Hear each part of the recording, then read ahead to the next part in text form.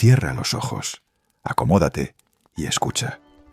Hoy haremos un apasionante viaje a la mitología china para conocer una de las leyendas más famosas, la historia de Sun Wukong, el rey mono. Surgido de una piedra, con sed de inmortalidad y ganas de desafiar al cielo. Lo verás aprender artes secretas, dominar 72 transformaciones, reclamar un bastón que obedece a su capricho y burlarse de los títulos vacíos. Asaltará el banquete de los melocotones, beberá elixires prohibidos y encenderá la cólera del firmamento. Ejércitos celestiales, Erlang Shen, el horno de los 8 trigramas, hasta que una mano, aparentemente simple, decida su destino. Este es un relato épico, claro y sensorial, pensado para ser oído. Solo necesitas escuchar y relajarte. Y si disfrutas con este tipo de relato histórico, no olvides suscribirte, dejar tu like y activar la campana para no perderte las próximas historias. Ahora comencemos nuestro viaje. Este relato comienza antes de que hubiera leyendas, en una isla montañosa, verde como un jade bruñido, situada en el borde del Mar del Este. La llamaban Montaña de las Flores y Frutos. Bambúes que crujían como abanicos, pinos con aroma a resina dulce, aves que dibujaban flechas en el cielo y una cascada que partía la roca en una cortina blanca. El agua caía sin cansancio, trenzando en su espuma pequeñas luces del amanecer. En la cima, una piedra distinta a todas. No era solo eso. Guardaba dentro un secreto amasado por siglos, rocío nocturno, aliento de nubes, calor de relámpagos. Cada estación dejaba algo en su vientre. El verano la templaba, el invierno la apretaba. La primavera la llenaba de rumores de savia. El otoño la cubría con un manto de hojas doradas que crujían como papel fino. Una noche de luna ancha, la piedra se tensó como un fruto maduro. El silencio se sostuvo un instante, denso como una campana. Y la roca se abrió.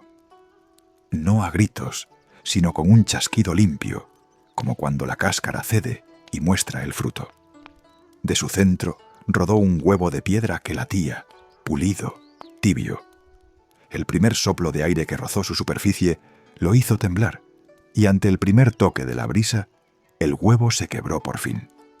Salió un mono. Cayó de pie, sorprendido de su propio equilibrio. Tenía el pelaje recién nacido, color de té claro, y los ojos, cuando se abrieron, fueron 2 brasas limpias. Miró el mundo con una mezcla de candor y astucia, como si lo recordara de un sueño muy antiguo. Aspiró. Le llegó el olor a musgo húmedo, a piedra lavada, a fruta todavía sin arrancar. Probó su voz, un sonido breve, casi una risa. Probó sus manos, dedos ágiles, palmas curiosas. Probó el salto, y el cuerpo respondió con una alegría feroz. Al primer parpadeo, sus pupilas lanzaron 2 rayos dorados que subieron por el aire como flechas. Cruzaron nubes, espantaron gorriones, hicieron vibrar la piel invisible del cielo. Muy arriba, donde la luz se vuelve fría, alguien notó el destello y abrió los ojos con calma antigua. Las nubes se cerraron de nuevo. El brillo se apagó. En la montaña, el mono respiraba hondo, satisfecho de haber medido el mundo a su manera. No sabía su nombre, no conocía la palabra cielo, solo la alegría del cuerpo y el deseo elemental de seguir. Pisó el borde de la cascada. El vapor le perló su cara. Tendió la mano y sintió la fuerza de la corriente mordiéndole los dedos. Rió. El agua salpicó en respuesta. Deslizó los pies entre las rocas, se dejó mojar, se sacudió con un bramido minúsculo que hizo huir a 2 libélulas. Había nacido de piedra, pero su corazón latía con el compás del mundo. Lo observaban. Entre la maleza, otros monos, viejos, hembras con crías, jóvenes desgarbados, habían interrumpido su rutina de saltos y rascaduras. Lo miraban con ojos brillantes, desconfiados y fascinados. El recién llegado no mostraba miedo, y eso en la montaña es una rareza peligrosa. Uno de los ancianos se acercó, caminando con dignidad de tronco viejo. Olfateó el aire alrededor del recién nacido. Dio un golpecito suave con los nudillos en la piedra, como quien saluda a una casa. El mono respondió con un gesto que no había aprendido, una pequeña inclinación de cabeza. El anciano carraspeó, si a eso se le puede llamar carraspeo, y se apartó, dejando un hueco. Los demás, entonces, se aproximaron en círculos pequeños, curiosos, apenas rozando con las yemas de los dedos el pelaje nuevo, la piel tibia, el aliento vivaz. No encontraron hostilidad, encontraron ímpetu. El día subió. El sol coló agujas de luz entre los bambúes. Los gritos de las aves trazaron caminos invisibles.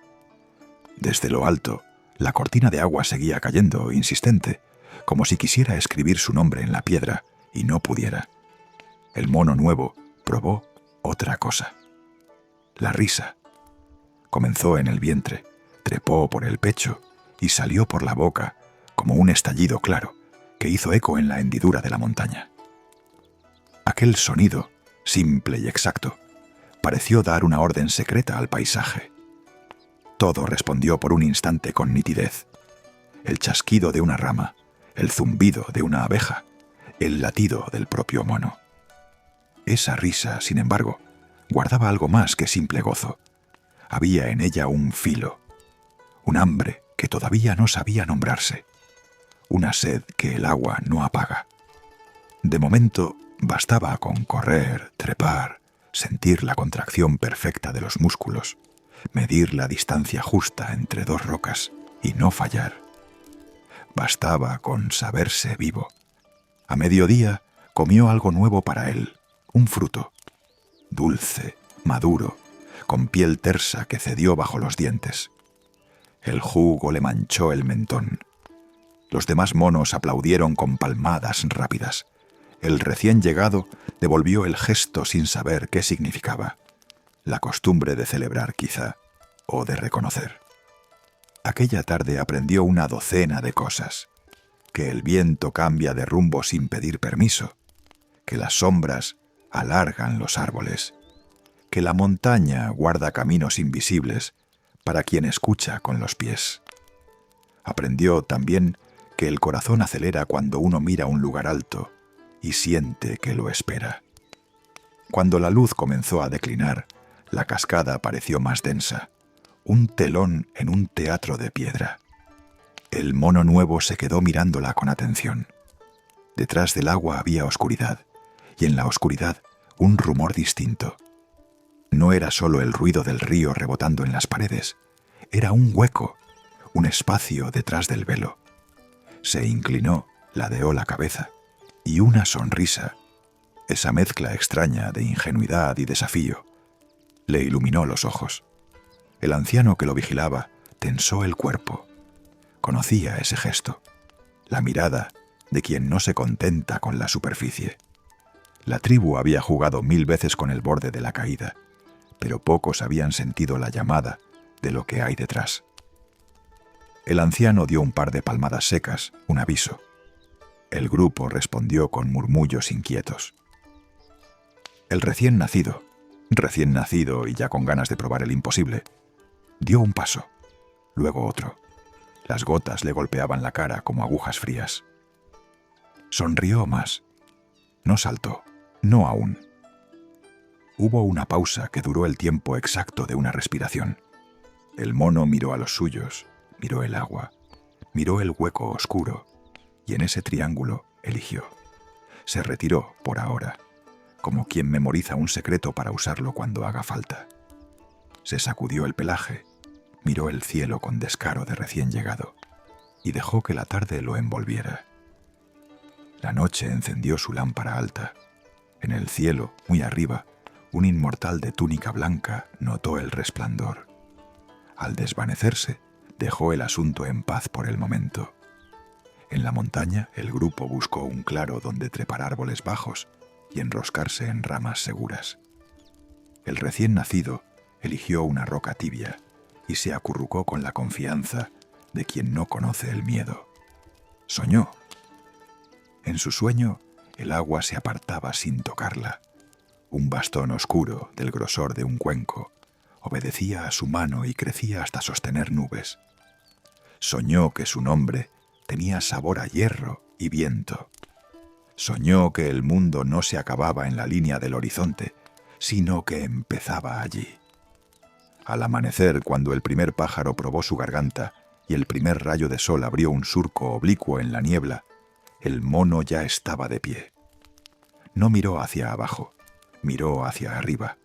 La cascada, la cueva insinuada, el bosque, la tribu, el cielo.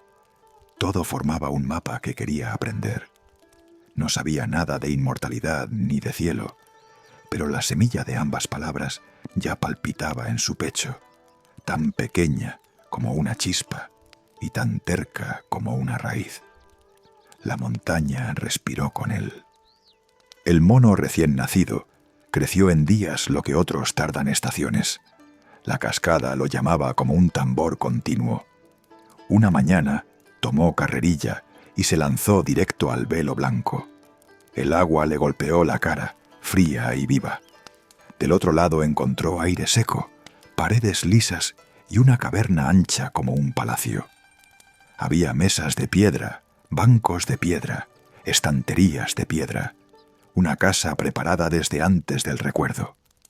Los demás monos entraron de uno en uno, primero con gritos nerviosos, luego con risas. La bautizaron Cueva de la Cortina de Agua. A los pocos días ya nadie dormía a la intemperie. El recién llegado enseñó a colocar guardias, a almacenar frutos en hendiduras frescas, a tallar canales para el agua. Le dieron un título que no hacía falta pronunciar: Rey. Él respondió con una alegría nueva. Mandar era menos dulce que proteger. Llegó una noche de cantos. Bailaron bajo antorchas de resina, se untaron la cara con jugo de frutas, rieron hasta el amanecer. Entonces, uno de los monos viejos, el que primero lo había saludado, se apartó, respiró hondo y su cuerpo se fue haciendo pequeño, como si devolviera al bosque lo que había tomado prestado. El silencio se hizo pesado. Intentaron llamar su atención con palmadas suaves. No respondió. «¿Qué le pasa?», preguntó el rey. «Se ha ido», dijo una hembra, muy bajito. El rey volvió la vista hacia la cascada. La piedra, la cueva, el festín, ¿todo eso acababa así? Esa tarde no hubo cánticos. Al amanecer, el rey se sentó en la entrada de la cueva y miró el horizonte. Tenía el pelaje húmedo, las manos quietas. Dentro, una pregunta encendía las paredes. ¿Se puede vencer a la muerte? Al día siguiente convocó a la tribu. «Volveré con un camino que no termine en la nada», dijo. «Si existe, lo encontraré. Si no, lo inventaré». Hubo protestas, llantos, palmadas. Él las escuchó todas y, sin embargo, se marchó. Llevaba nada: sus manos, su salto, su sed de inmortalidad y ganas de desafiar al cielo, aunque todavía no supiera ponerles nombre. Así comenzó su viaje, su búsqueda. Caminó por bosques y llanuras, cruzó ríos con el impulso justo, evitó tigres y serpientes por pura intuición. Llegó al mar, una línea interminable batiendo luz. Fabricó una balsa con troncos atados y dejó que la corriente hablara. Días después vio casas, humo, gente. Lo miraron como a un prodigio. Un pescador le arrojó una túnica vasta. «Si vas a andar entre humanos, vístete», dijo. Aprendió a imitar el paso, a guardar la cola bajo el tejido, a escuchar sin interrumpir. Oía palabras nuevas, taoístas, inmortales, maestros. En una taberna, un viajero borracho le habló de una montaña remota donde vivía un sabio que enseñaba a burlar el tiempo. El mono dejó la jarra en la mesa y partió antes de que el hombre terminara la historia. Tras meses de ascenso, halló un valle claro. Había un pórtico humilde, un olmo, un patio donde estudiantes barrían hojas con calma. En el umbral, un anciano de ojos tranquilos parecía dormir de pie. «Busco aprender a no morir», dijo el mono, sin adornos. El anciano abrió los ojos y vio algo más que pelaje y prisa. «Pasa», dijo. «Aquí se aprende a mirar antes de pedir». Era el patriarca Subhuti. Dentro, el tiempo cambió de ritmo. El mono aprendió a respirar sin ruido, a caminar sin perturbar el polvo, a escuchar la gota antes de que caiga. Cada día barría el patio, cortaba leña, caldeaba agua para los demás. En la noche se sentaba frente al maestro y absorbía el silencio como un alimento. Una tarde, cuando la luz era fina como una hoja, Subhuti sonrió. «No puedes andar por los caminos sin un nombre que te sostenga. Te llamarás Sun Wukong», dijo. Sun te hace hijo de los monos. Wukong es despertar al vacío. El sonido de aquellas sílabas se le acomodó en el pecho. Wukong inclinó la cabeza, no por cortesía, sino por gratitud. Era como si, al fin, su risa y su inquietud tuvieran forma. Hubo meses de ejercicios sencillos hasta rozar la perfección. Subhuti enseñaba con poco, un gesto, una línea dibujada en el aire. «El que quiere volar sin saber caminar cae y arrastra a otros», repetía. Wukong obedecía, pero su pregunta seguía encendida. Una noche, cuando el patio olía a té y madera, Subhuti lo llamó aparte. «Sigues teniendo el mismo fuego que te trajo hasta mí. No lo apagues, dirígelo». En un claro detrás del aula, el maestro dibujó un círculo con el bastón. «Entra y desaparece sin irte». Wukong respiró. Recordó todo lo que había aprendido a no hacer, y cuando exhaló, ya no había un mono en el círculo. Había un pino pequeño, luego una golondrina, luego una brizna de hierba que el viento no lograba arrancar. Subhuti no aplaudió. «No es truco, es conocer la forma por dentro. Estas son las 72 transformaciones. No las uses para lucirte, úsalas para ver». Wukong asintió. Sintió que el mundo, de pronto, era un armario con 72 cajones y que por primera vez tenía la llave. «Ahora aprende a llegar», dijo Subhuti. Le enseñó a llamar una nubecilla con un gesto leve, a subir en ella sin forzar, a dejar que fuese el cielo quien empujara. «Gira el cuerpo como si dieras una vuelta de campana». «Somersault», susurró el maestro, usando una palabra antigua que no necesitaba traducción. Wukong lo hizo. La cueva, la montaña, el valle, quedaron a la espalda en un parpadeo. Había recorrido una distancia que a pie sería una vida. Cayó de pie sin perder el aire. Rió. Subhuti sostuvo la mirada serio. «Un solo salto en la nube puede llevarte más lejos de lo que tu juicio puede guiarte. No olvides el regreso». Wukong, envalentonado, practicó hasta que el giro fue natural como un parpadeo. Una madrugada, algunos discípulos lo vieron dibujar el aire y desaparecer. Le rogaron que les mostrara el secreto. Wukong, orgulloso, dejó escapar una explicación. Subhuti llegó sin ruido. «No dije que lo contaras». El aire se volvió frío. El maestro tomó su bastón y le dio 3 golpecitos en la cabeza, secos, sin rabia. Luego señaló la puerta. «Vete, llevas lo que viniste a buscar. Si te quedas, harás sombra a tu propio aprendizaje y, peor aún, me traerás problemas que no necesito. Si alguna vez te preguntan por mí, no me nombres». Wukong inclinó la cabeza con los ojos brillantes. «Maestro, no me debes gratitud, debes cuidado». Wukong bajó la montaña sin mirar atrás. Las palabras «no me nombres» pesaban como una campana en su pecho. Tenía nombre, artes y un camino. Quedaba por resolver lo que había prometido ante su tribu, volver con un modo de burlar la muerte. El regreso a la montaña de las flores y frutos fue un relámpago, un salto en la nube, 2, y el horizonte conocido se abrió como un abanico. Desde lo alto vio la caverna, los árboles, las figuras pequeñas de los suyos que corrían hacia la entrada. Descendió. Le rodearon con gritos de fiesta. El rey, ahora con nombre, tocó el suelo con el dedo, como sellando un pacto. He traído disciplina y poder, pero no traje aún la respuesta definitiva. Falta encontrar un arma que me obedezca y un método que no falle ni ante la última noche. Al pronunciar arma, a la mente se le encendió una imagen salida de un sueño antiguo. Un bastón oscuro que crecía y se encogía con su capricho. Se le hizo agua a la boca, como a quien recuerda un sabor perdido. Esa noche, en la cueva, todos durmieron, menos él.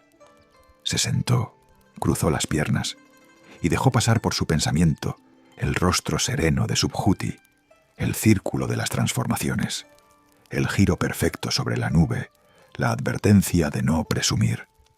Miró la cascada y creyó oír, mezclado con el rugido del agua, un rumor más hondo que venía del fondo del mar.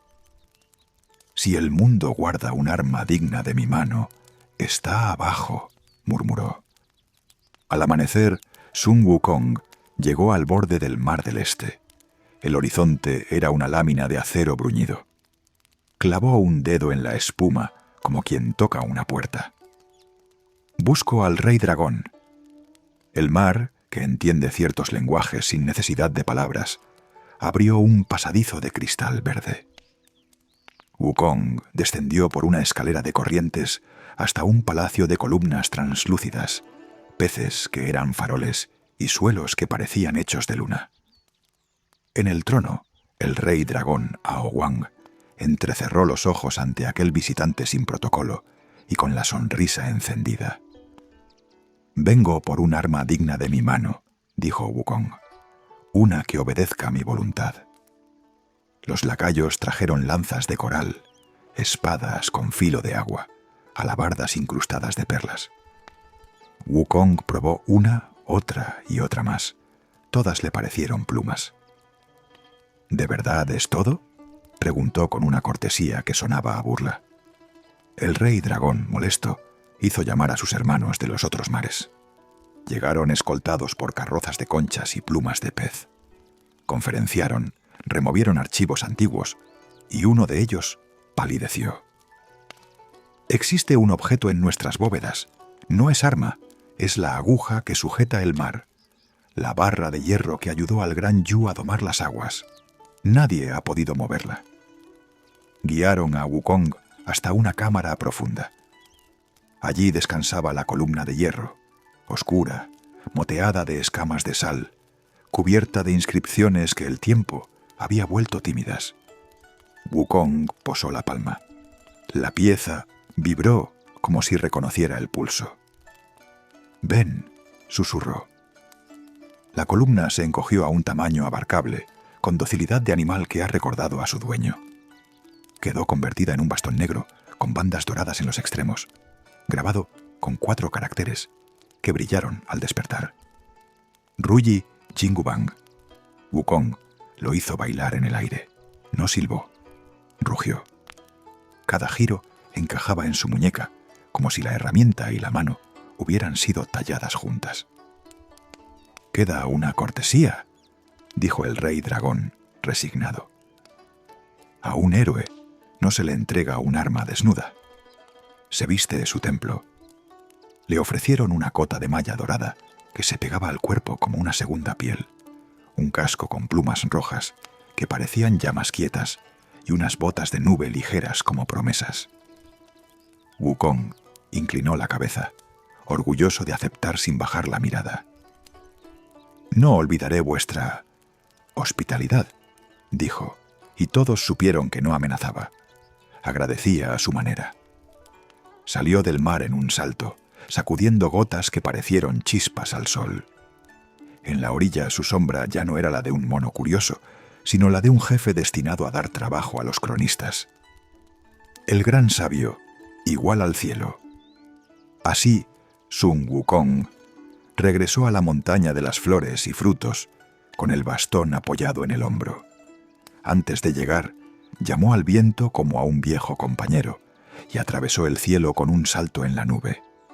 Cuando sus pies tocaron el claro frente a la cascada, la tribu entera estaba allí, empujada por un presentimiento. El bastón golpeó la piedra. El clang se esparció como un decreto. «Desde hoy, nadie tocará a los nuestros sin pagar el precio», dijo. Organizó guardias, enseñó a esconderse en las formas, una hoja, una piedra, un pájaro que espera. Entrenó a los más ágiles en el arte de desaparecer entre dos latidos. Nombró capitanes por mérito y no por grito, y estableció una norma sencilla. Quien vuelque su fuerza contra los débiles perderá mano, comida y techo.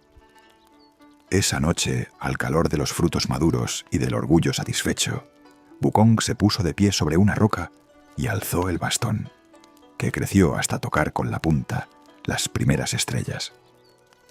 Los hombres del cielo creen que los nombres son cadenas. Aprendí, en cambio, que un nombre puede ser un puente. Desde hoy me llamaré Gran Sabio, igual al cielo. Los monos repitieron el título con una mezcla de risa y asombro, sin entender del todo la audacia.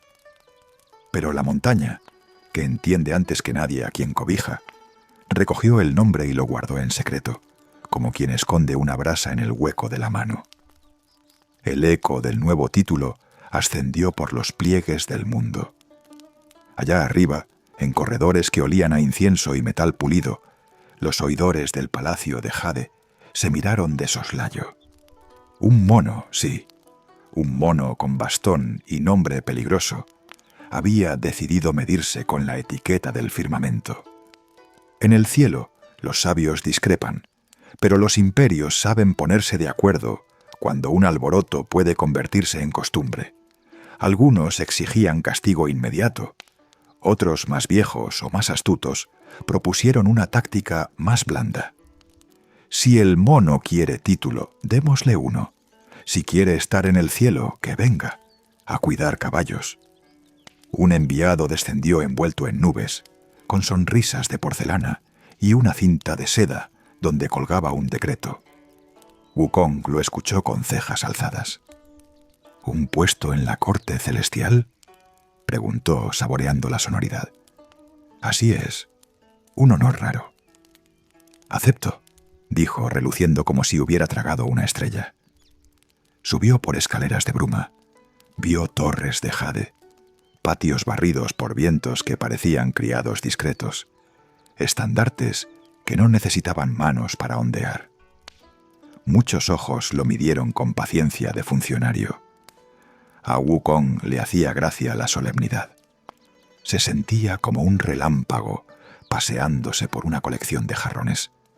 Le presentaron su cargo: Pimawen, guardián de los establos celestiales. Un patio enorme, techos azules, columnas rojas y un aroma noble: hierba, cuero, sudor limpio. Allí pastaban corceles con crines de nube y pezuñas que no tocaban del todo el suelo. Eran animales sagrados, perezosos por exceso de reverencia, gordos de ofrendas. «Así que este es mi honor raro», murmuró Wukong, divertido y un poco herido. Lo que hizo después no fue rabia, fue oficio. Se arremangó la túnica, pateó las alfombras y puso a trotar a las bestias. Les enseñó juegos con el viento, carreras que no agotaban, ejercicios que les devolvieron brillo y altanería. Los caballos relincharon como si les hubieran devuelto la infancia. Las crines se les volvieron fuego suave. Algunos, de puro contento, se elevaron un palmo sin quererlo. Los mozos de cuadra lo miraban con mezcla de amor y espanto. La noticia llegó al salón de los sellos. El mono hace milagros en los establos. Hubo sonrisas aprensivas. Cuando un inferior luce demasiado, algún superior pierde cara. Wukong, entretanto, pidió ver el registro de cargos. Una noche, a la luz de lámparas taladas del mismo silencio, encontró su nombre en el último pliegue, lejos de cualquier gloria. «¿Aquí?», dijo, y el eco respondió: «Aquí». Era un puesto menor, casi servil. El humor se le volvió vinagre. Comprendió que la invitación no había sido respeto, sino estrategia. Tenerlo cerca y abajo. No hizo aspavientos. Esperó al amanecer. Cruzó el patio, acarició el cuello de un alazán que le lamió la mano y alzó la vista hacia las terrazas donde los cortesanos desayunaban nubes. «Gracias por la hospitalidad», dijo con la sonrisa limpia. «Pero el viento que necesito no cabe en esta jaula dorada». De un salto, dejó atrás las galerías de jade. Los guardias tardaron 2 latidos en reaccionar. Cuando levantaron las lanzas, solo vieron un rastro de risas dirigiéndose a la montaña de las flores y frutos. Volvió a su reino con una certeza que le tensaba el pecho. «El cielo cree que puedo domar caballos y no destinos», anunció. «Pues que se enteren. El título que me dieron no lo quiero. El que me doy me basta». Mandó tallar sobre la roca más visible 4 caracteres enormes que cualquiera pudiera leer desde lejos. «Gran sabio, igual al cielo». Colgó delante una campana que no llamaba a misa, sino a orgullo. Quien llegara con guerra o con diplomacia tendría que mirarla primero. Entretanto, el Ruyi Jingubang empezó a tener humor. Hablaba con el mundo y lo obligaba a responder. Si Wukong lo encogía y lo escondía en la oreja, latía como un secreto. Si lo extendía, pesaba como una montaña. Un golpe en el suelo llamaba la atención de los vientos. 2, al respeto de las piedras. El mono entrenó a los suyos en el arte de aparecer donde nadie te espera, y de ser muchos cuando conviene. Una puñada de pelos, soplo corto, y decenas de Wukongs menores saltaban a su alrededor riendo con su risa. La fama subió como humo derecho. Llegó a orejas que no toleran que el mundo tenga centros fuera del palacio. En el cielo, los ministros se removieron en sus asientos de nube. La cortesía había fallado. Tocaba volver a la lengua que todos entienden. Tambores de guerra. El emperador de Jade alzó una mano y el silencio se hizo orden. Se redactaron listas, se afilaron decretos, se desempolvaron estandartes. Nombres importantes salieron de su calma. Generales que no conocían la derrota. Tropas que marchaban en formación impecable. Inmortales que hacían del aire un arma y de la luz una red. «No lo aplasten», advirtió uno de los más antiguos. «A los héroes se les vence enseñándoles límite, no solo rompiéndolos». «Que aprenda como aprendimos todos», dijo otro. «A golpes». Wukong, abajo, sintió la vibración en los tobillos, como cuando una tormenta aún no se ve y ya ha llegado.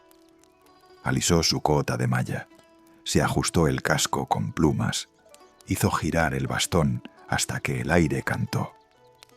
«De acuerdo, cielo, si querías mi atención la tienes». Cuando los clarines ya estaban afilados, un consejero antiguo habló con voz baja. «Una soga blanda sujeta mejor que un grillete. Reconozcamos su título. Gran sabio, igual al cielo. Que venga como invitado y se ocupe de algo que no sea peligroso». Así, con decretos barnizados de cortesía, invitaron a Sun Wukong. Esta vez el pergamino decía lo que él quería leer, reconocido su título. Le asignaron el puesto de guardián del jardín de los melocotones de la reina madre del oeste. El jardín se extendía como una aurora detenida. Había melocotones de 3 edades. Los de 9000 años daban longevidad. Los de 6000 templaban el espíritu. Los de 3000 sostenían la salud de los inmortales. Wukong caminó entre los árboles con la actitud de quien reconoce, por fin, una tarea a la altura de su vanidad. Tocó una rama y el fruto respondió con perfume. Sonrió. Durante días fue diligente. Contó árboles, revisó canales, persiguió insectos con más entusiasmo que un jardinero. Hasta que escuchó, sin querer, un murmullo. la reina madre preparaba su gran banquete de los melocotones. Aquel día, los inmortales brindarían con vino celeste. Habría música, versos, risas medidas, y Wukong no estaba en la lista de invitados. El nombre se le volvió áspero en la boca. El título reconocido, sí, pero el sitio en la mesa negado. Miró a su alrededor. El jardín entero olía a convite. Se detuvo bajo un árbol venerable y alzó la mano. Un melocotón bajó, dócil, como si el árbol también entendiera humillaciones. «Si no me invitan, me invito», dijo y mordió. El jugo era luz hecha líquido.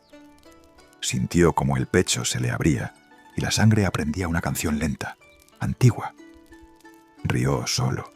Arrancó otro. Probó uno joven, otro viejo.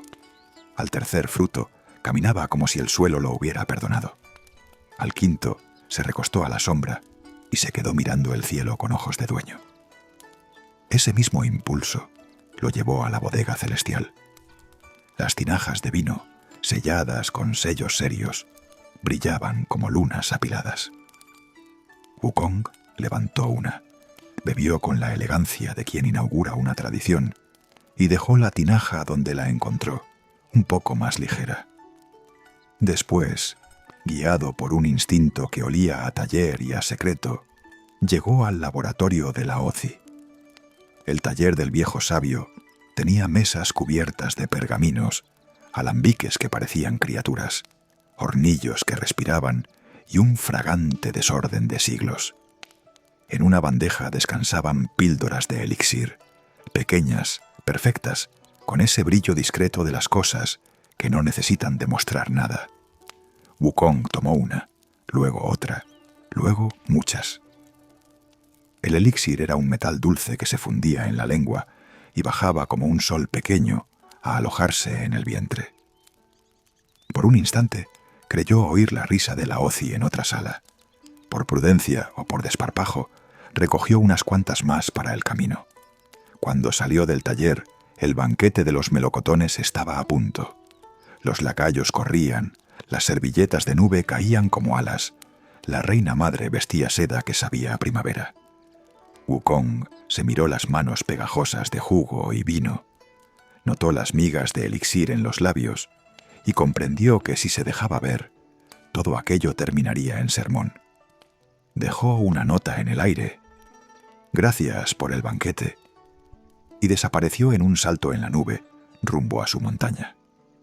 Arriba, el protocolo se quebró como porcelana mal colocada. Faltan melocotones, faltan vinos, faltan elixires. Faltaba, sobre todo, la paciencia. Los oficiales se inclinaron por triplicado, pidieron disculpas por cuadruplicado y ofrecieron soluciones con tanto fervor que nadie escuchó ninguna. La reina madre alzó una ceja. La Ozi, más viejo que cualquier enojo, contó con los dedos y suspiró. «El mono», dijo, «cree que ha comido su seguridad. Ha comido mi asunto. 12. Ejércitos del cielo se acabaron las sedas. Volvieron los tambores. La corte celestial emitió órdenes que encendieron estandartes en todos los puntos cardinales. Bajaron los 4 reyes celestiales con armaduras que coqueteaban con la lluvia. Marcharon las 28 mansiones del cielo, esos antiguos generales de estrellas. Los 9 planetas desfilaron con rostros serios, como piedras que han aprendido etiqueta. Hasta el joven Neza, el de los aros y la lanza, pidió salir. A Sun Wukong la guerra le olía a desafío y a juego. Mandó a los suyos esconder a las crías y preparar salidas secretas por detrás de la cascada. Aferró el Ruyi Jingubang y salió a un claro donde el cielo pudiera verlo. El primer choque fue música sin compás. Lanzas, redes de luz, hechizos que doblaban el aire. Wukong crecía su bastón hasta hacerlo columna, lo encogía para convertirlo en aguja, se multiplicaba en docenas con un puñado de pelos y un soplo. Cuando una formación parecía rodearlo, ya no estaba. Cuando lo daban por lejos, reaparecía riendo a la espalda de un capitán para tocarle el casco con un golpecito que sonaba a burla. No mataba si no había necesidad. Prefería dejar lección. Los reportes que subían al palacio eran una mezcla de hazañas y excusas. Se defendió de 20.000 con facilidad. Aprende nuestros movimientos antes de que los pensemos. No se cansa. Alguien dijo lo que muchos temían. Esto no es una campaña. Es un espejo que nos devuelve nuestra solemnidad. Entonces, en la sala donde los dioses no hablan deprisa, pronunciaron un nombre: Erlang Shen. Guerrero de tercer ojo, perro divino por compañero, el único al que el orgullo no le estorba el oído. Erlang descendió sin estridencias. Llevaba un arco hermoso, pero más hermosos eran sus modos. No traía prisa, traía criterio. Se paró frente a Wukong y lo miró con los 3 ojos, como se mira a un río para adivinar la corriente. «Gran sabio», saludó. «¿Jugamos limpio?» «Siempre», dijo Wukong, y se acomodó el casco. El duelo fue un poema de transformaciones. Wukong se volvió pez para escapar por el río. Erlang, martín pescador que cae con precisión. Wukong, tigre. Erlang, cazador que conoce la paciencia. Wukong, templo. Erlang, viento que encuentra todas las puertas. Al final, los dos rieron, porque el juego era digno. Pero el perro celestial, que no entiende de reglas salvo la lealtad, persiguió a Wukong cuando éste tomó forma de gorrión para ganar altura, y de un salto imposible lo obligó a volver a su piel de mono en tierra. Ese tropiezo bastó para que los soldados desplegaran la red de diamante, una malla de luz dura que cae sin ruido y no perdona astucias. Por primera vez en toda la campaña, el bastón de Wukong golpeó el suelo no para dictar un ritmo, sino por pura rabia. «No está acabado», dijo Erlang, conteniendo a los impacientes. «¿Aún no ha aprendido lo que vino a aprender?» La red apretó. La corte entera contuvo el aliento. Y entonces, con paso de anciano que no necesita presentaciones, llegó Laozi. «Dejad que lo intente mi horno», dijo. «Si de verdad ha comido de mis elixires, sabrá lo que es el fuego que distingue». En el taller de Laozi encendieron el horno de los 8 trigramas. Lo alimentaron con maderas que solo existen en mapas que nadie enseña, con carbones que recuerdan soles, con soplos de fuelles sostenidos por discípulos que jamás parpadean. Metieron a Wukong en su vientre como quien confía un metal testarudo al juicio del fuego. 49 días, el número perfecto de la prueba. Adentro, el calor era un animal sin piel. Afuera, Laozi observaba las llamas como quien lee un manuscrito vivo. Algunos dioses, menos pacientes, aguardaban con una sonrisa apretada.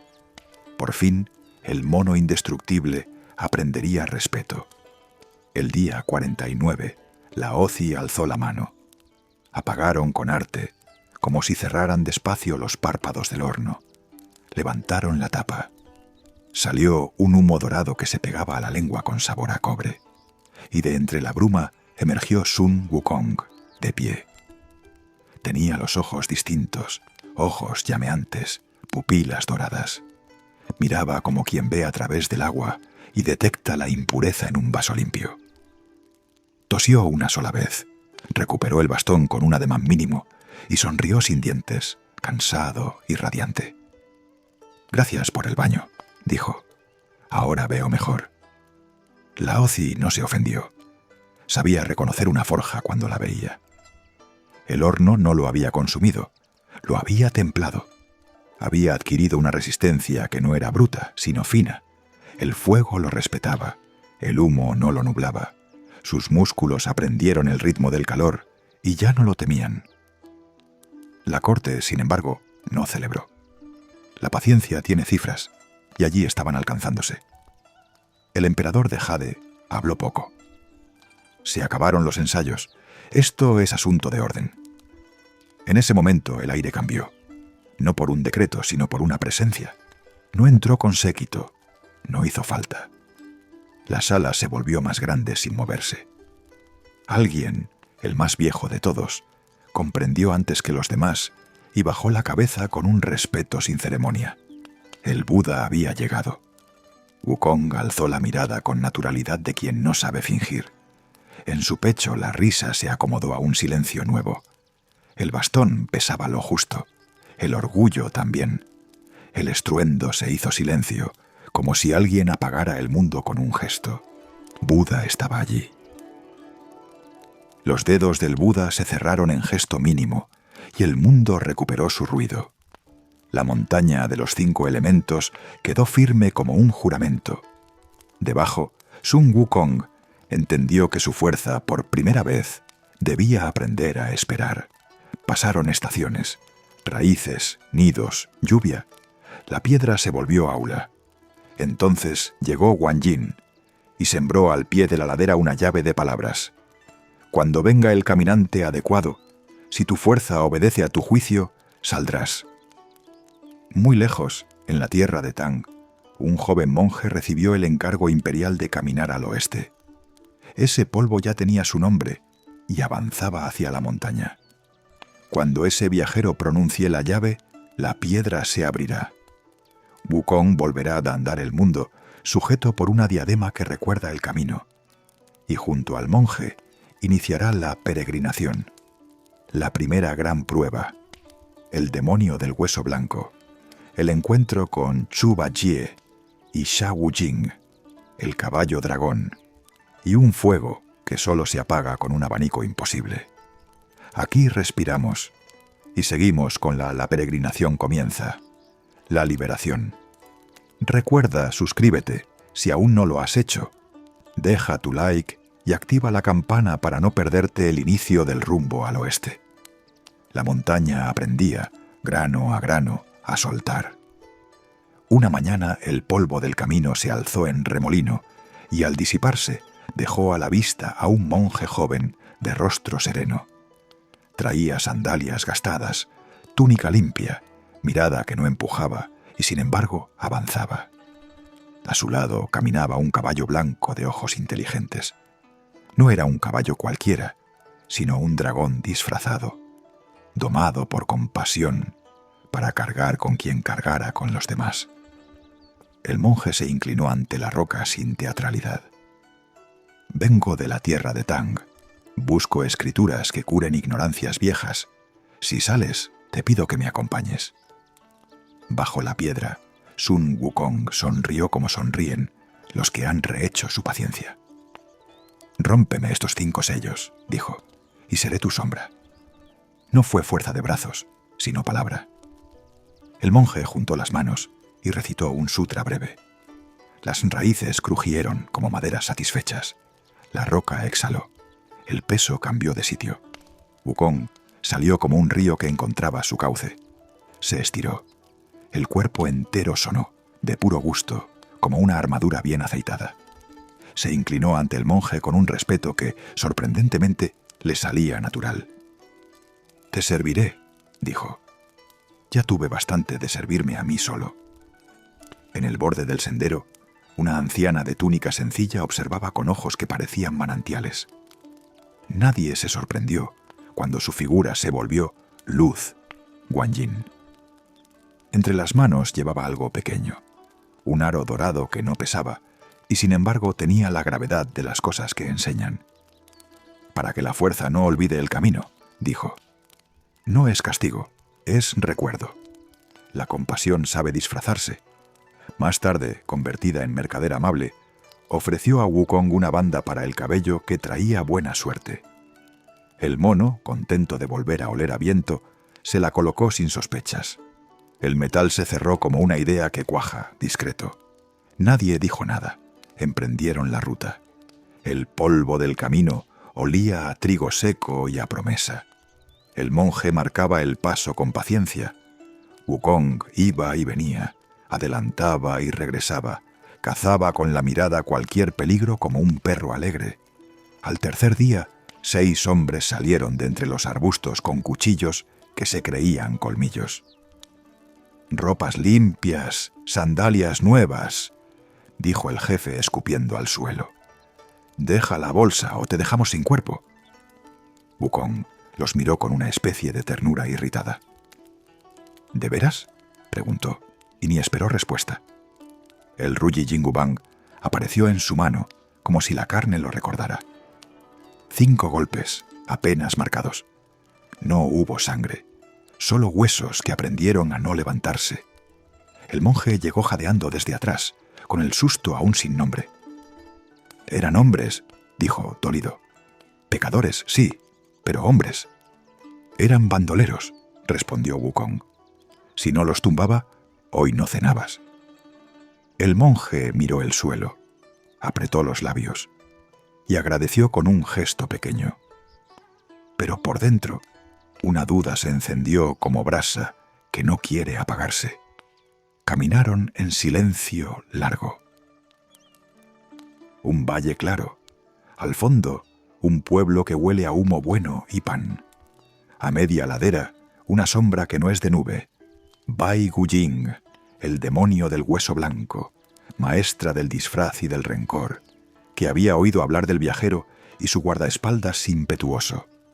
Tanteó el aire, probó su sonrisa, eligió su primera máscara. Apareció como muchacha campesina, canasta al brazo, ojos asustados pero firmes. «Señores», dijo dulce, «mi madre está enferma. Compartan pan y agua. Mi casa está cerca». El monje le sonrió con gratitud. Wukong frunció el ceño. Algo en el modo en que el sol caía en la piel de la muchacha no obedecía a la luz. «Atrás», dijo, y el bastón descendió con precisión quirúrgica. No hubo grito humano. El cuerpo cayó y al tocar el suelo se deshizo como humo. Quedó a la vista un hueso blanquísimo que relucía como mala idea al sol. El monje retrocedió, horrorizado. «Has matado a una niña». «He desbaratado un engaño», respondió Wukong. «Mira, pero el hueso, obediente al veneno de su dueña, ya se había disuelto en polvo». El monje solo veía tierra alterada. La duda encendió, esta vez, palabras. «Prometiste proteger sin abusar». No hubo discusión. Caminaron. En el siguiente recodo la demonio volvió, ahora como anciana de paso vacilante, bastón de caña, voz que temblaba. «Perdón, caballeros, busco a mi hija». Salió con una canasta y no volvió. El monje abrió la boca para responder.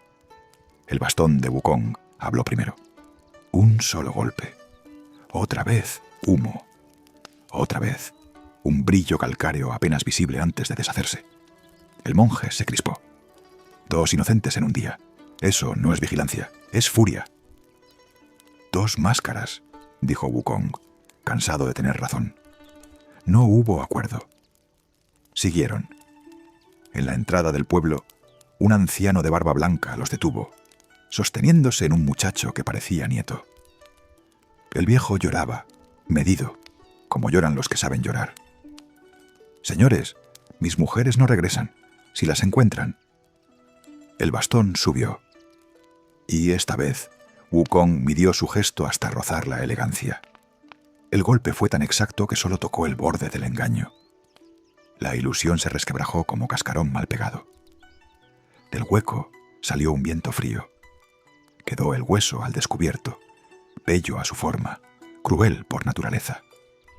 El monje, empecinado en su fe en lo visible, no alcanzó a ver. «Basta», gritó, con una autoridad que nunca había usado. «Tú no viajas conmigo para desatar violencia». Entonces, la banda dorada en la cabeza de Wukong se apretó. No la tocó nadie.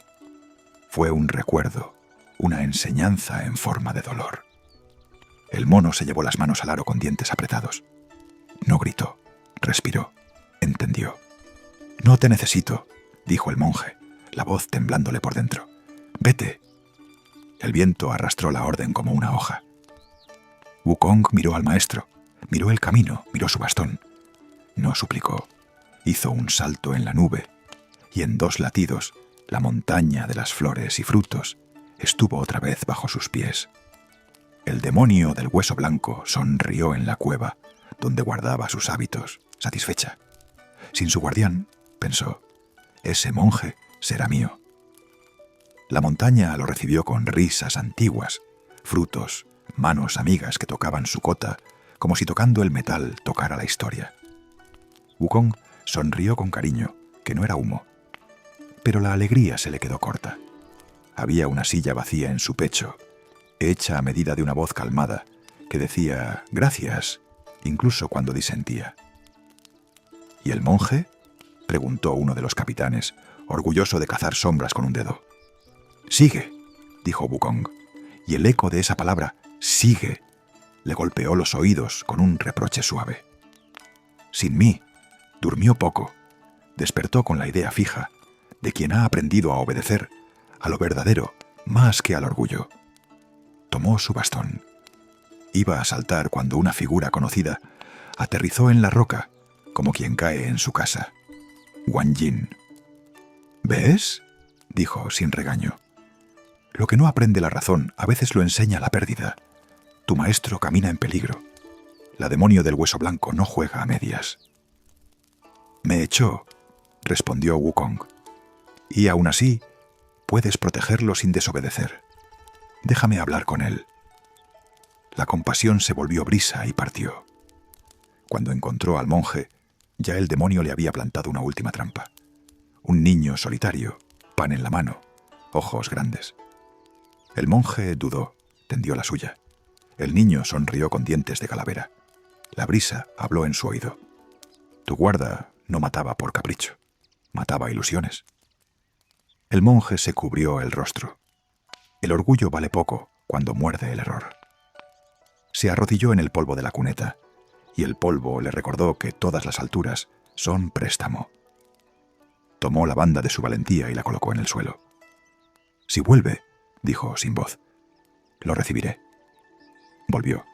No hubo discursos, solo una mirada que decía «ahora sabes» y otra que respondía «ahora sé». El bastón se acomodó en la espalda de Wukong, como un perro perdona. El caballo dragón resopló, contento de volver a oler seguridad. El valle respiró con ellos. A la semana, el camino los llevó a Gao Village, un lugar de trigales altos y murallas modestas. En la puerta, un cartel pedía ayuda. «Nuestra hija, Gao Kun, prometida a un hombre que nunca llega. Un monstruo la ronda».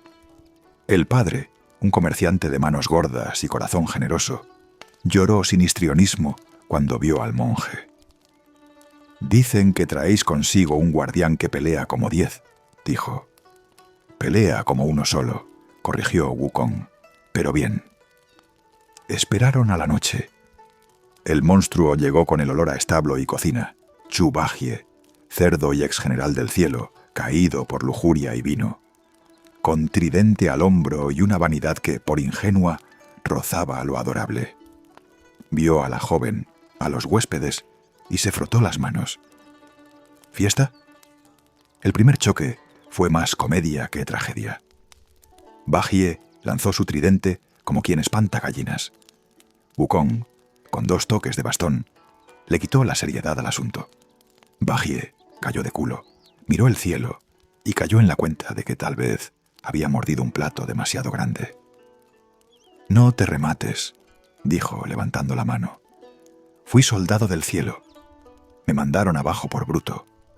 Dame una escoba y barro, dame un plato y cocino, dame un voto y lo cumplo, si me vigilan». El monje lo miró como se mira a un niño que ha devuelto el juguete roto con cuidado. «Puedes venir», dijo, «si respetas regla y dieta». «¿Dieta? Menos vino, menos cama, más trabajo». Bajie tragó saliva. Miró de reojo a Wukong, que se lo miraba divertido y se juró por dentro que haría trampa lo menos posible. Quedó así reclutado el primero de los compañeros. Fuerza bruta, corazón blando, boca larga. Avanzaron por ríos que parecían cintas y por valles donde el silencio hacía ruido de abeja. En un tramo de agua tan verde que casi era espejo, una sombra enorme emergió con collar de calaveras y ojos cansados. Sha Wujing, el monje de arena. había devorado a muchos, no por maldad pura, sino por soledad que se volvió oficio. Wukong se plantó en la proa de una balsa improvisada. Ba Jie lo apoyó con resoplidos y bravatas. El choque fue breve. El collar al suelo, el tridente clavado en el barro, la dignidad sostenida por un hilo. «No quiero pelear», dijo Sha Wujing al fin. «Quiero servir. No sé servir, pero quiero». «Eso basta para empezar», respondió el monje. Y así se completó la compañía. El mono que conoce la astucia, el cerdo que equilibra el peligro con la broma, el monje de arena que hace de la prudencia su casa, y el caballo dragón que aprende a cargar con paciencia real. El camino, sombrero de sol sobre la cabeza, siguió abriéndose. La banda dorada, mientras tanto, tenía su propia pedagogía. Bastaba un murmullo del monje, una frase más pensamiento que sonido, para que se apretara apenas, recordando al rey mono que el poder sin dirección es viento que tumba en lugar de soplar. No abusaba del mantra, porque aprendió que la obediencia por miedo dura menos que la obediencia por convicción. A veces, cuando Wukong iba a levantar el bastón antes de que el polvo se asentara, sentía un cosquilleo en la frente. No dolor, aviso. Ba Jie, pícaro, se burlaba a espaldas. «Cuidado, hermano, te aprietan la corona». «Me aprietan la memoria», corregía Wukong, «para no golpear antes de ver». Una tarde de otoño, el aire traía olor a hoja quemada. Al cruzar un desfiladero, una brisa caliente se coló por la garganta de la montaña, como si alguien soplara desde adentro. La roca tenía marcas de fuego, la hierba ceniza en la raíz. Ba Jie chasqueó la lengua. «Esto es cocina grande», dijo. «Huele a demonio». No era cualquier demonio, era Niño Rojo, hijo del demonio toro y de la princesa Abanico de Hierro, un niño con años milenarios y fuegos verdaderos. Su juguete favorito era el fuego samadhi, una llama que no reconoce agua y se alimenta de aire. Había oído hablar del monje cuyo mérito sería carro de ascenso para quien lo capturara. Y se frotaba las manos, travieso y terrible. Apareció con rostro de muchacho insolente, montado en una nube roja, lanza corta en mano. «Busco escoltaros», dijo con una reverencia burlona. «El camino está lleno de incendios». El caballo se inquietó. Wukong olió el engaño como se huele una fruta pasada. «Tu escolta quema», replicó. «Déjanos caminar y ve a jugar a otro valle». El niño sonrió con dientes blancos. Invitó, con gesto de amigo, a que lo siguieran a una garganta donde el aire se hacía brasa. Allí, sin ceremonia, secuestró al monje con una red de seda que ardía sin consumirse y lo llevó a su cueva como quien guarda un tesoro. Wukong golpeó el suelo con el bastón. La piedra devolvió un eco corto, como si la montaña misma hubiera dicho «cuidado». Ba Jie se rascó la cabeza, ya arrepentido de su chanza. «La he liado con la lengua», admitió. «La arreglaremos con los pies», dijo Wukong, «y con la frente fría». El niño rojo rió desde su cueva, encendió su horno y puso a calentar el aire hasta que el desfiladero se volvió un horno sin paredes. Wukong intentó entrar en forma de insecto. Se chamuscó un ala. Probó como lluvia. Cada gota se volvió vapor antes de tocar el suelo. El fuego samadhi no era de este mundo y no se apagaba con trucos de feria. «Esto no lo sopla cualquiera», murmuró el mono, por primera vez prudente en el fuego. Buscó ayuda. En el borde del cielo Guan Yin escuchó y mandó un viejo abanico de hojas verdes que parecía humilde. Wukong lo agitó. El fuego se apartó como perro bien entrenado, pero volvió con más hambre. Ese abanico no era el abanico. El verdadero descansaba en manos de la princesa Abanico de Hierro, en la montaña llameante, y no le gustaba prestar. «Tendremos que hablar con su madre», dijo Wukong, con una sonrisa que mezclaba respeto y travesura. El niño rojo, dentro, alimentó su horno. El monje, atado con seda ardiente, recitó sin quejarse. La seda, por un momento, se volvió fresca por la sola música de la voz. Bajie masculló. No me gustan las madres cuando protegen. Y tragó saliva por si lo había oído la suya. Wukong ajustó el casco de plumas, escondió el bastón en la oreja, como quien guarda un secreto que piensa usar en un mercado lleno, y miró al oeste, donde el aire ardía como vidrio. Respiró. Lo que venía pedía menos músculo y más astucia. Negociar con una princesa que no olvida agravios, burlar a un antiguo amigo convertido en toro, pelear cuando la palabra no baste, y arrancar del viento un abanico capaz de apagar el fuego que no se apaga. Y hacia allí caminaron. El valle de flores parecía tinta extendida con un abanico. Más allá esperaba un reino donde los hombres eran leyenda, y el agua tenía consecuencias. Un cartel de madera: no beber. El sol caía oblicuo. El agua corría limpia, ancha como una promesa. Bajie se agachó primero, lengua afuera. Una gota no hace daño. Tripitaka lo imitó, agradecido por el frescor. Al cuarto sorbo, ambos se llevaron la mano al vientre. No fue dolor, fue peso, un latido nuevo, ajeno. Las mujeres del camino se miraron entre sí, con una mezcla de pudor y costumbre. «Habéis bebido del río de madre e hijo», dijo una anciana. «Aquí nos reproducimos así». Wukong apretó los labios para no reírse ni gritar. Preguntó cómo se desanda un agua. La respuesta fue un nombre: el verdadero inmortal Ruyi, guardián del agua del no nacimiento. Sin ese remedio, el milagro seguiría su curso. El mono voló en su nube hasta la ermita del inmortal. Lo recibió un viejo de barba peinada y rencores recientes. «No doy nada al bandido que domó a mi sobrino», dijo pensando en Niño Rojo. «Y menos esta agua». Wukong sonrió con modestia perfectamente fingida. «Entonces, pelea». Chisporrotearon talismanes, se doblaron bambúes y el bastón cantó. Mientras el inmortal se ocupaba de la nube y el hierro, Sha Wu-jin se deslizó silencioso, llenó 2 calabazas con el agua de la cura y se escurrió como una sombra obediente. De vuelta en el camino, Tripitaka y Bajie bebieron. El peso se disolvió en un suspiro que fue risa y vergüenza. La marcha siguió, más humilde que una hora antes. Las murallas de la ciudad del reino de las mujeres aparecieron con el brillo de lo bien cuidado. En la puerta, funcionarias de armadura elegante revisaron sellos y preguntas. Al enterarse de que el monje iba al occidente por sutras, pidieron audiencia con la reina. La soberana llegó en carruaje de lacas claras. No era caprichosa, era sensata y sola. Al ver a Tripitaka, la cortesía se le volvió afecto. «Quedaos», pidió. «Casaos conmigo. Seréis rey.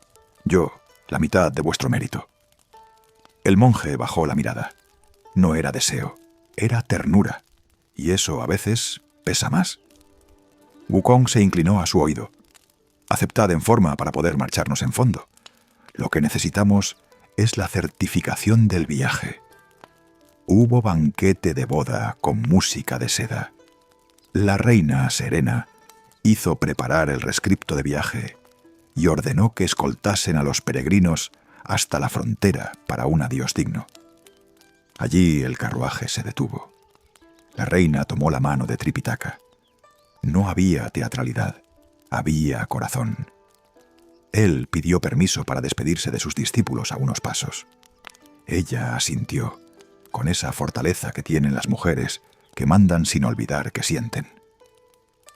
Entonces, cuando el borde del reino estaba ya a la vista, el grupo se apretó como un puño y partió. La reina quedó mirando el polvo, entre orgullo y herida. No habían andado 10 tiros de flecha cuando una dama impecable apareció a un lado del camino. «Perdonad», dijo. Traigo un mensaje de la reina. Wukong olió a cueva detrás del perfume. No llegó a hablar. Un torbellino dobló el aire y la dama alzó a Tripitaka como quien roba un pañuelo. Desapareció hacia la montaña. El mono la siguió hasta una gruta con cortinas de polvo fino. Dentro, la dama se volvió lo que era: demonia escorpión, belleza afilada, paciencia de trampa. Quiso seducir al monje, obtuvo silencio y sutras. Wukong entró como brisa, salió con el cráneo ardiendo. El aguijón le había picado en la coronilla. Volvió a intentar, volvió el veneno. Esta vez, el que pidió ayuda fue él. Guan Yin señaló el cielo. Busca al oficial estelar de Mao, que es, en verdad, Gallo Celeste. El gallo descendió con cresta de fuego y un grito que sabía a amanecer. Cantó. La escorpión se retorció. Su reino era la noche, donde los relojes se rompen. Un segundo canto quebró su orgullo. El tercero partió su hechizo.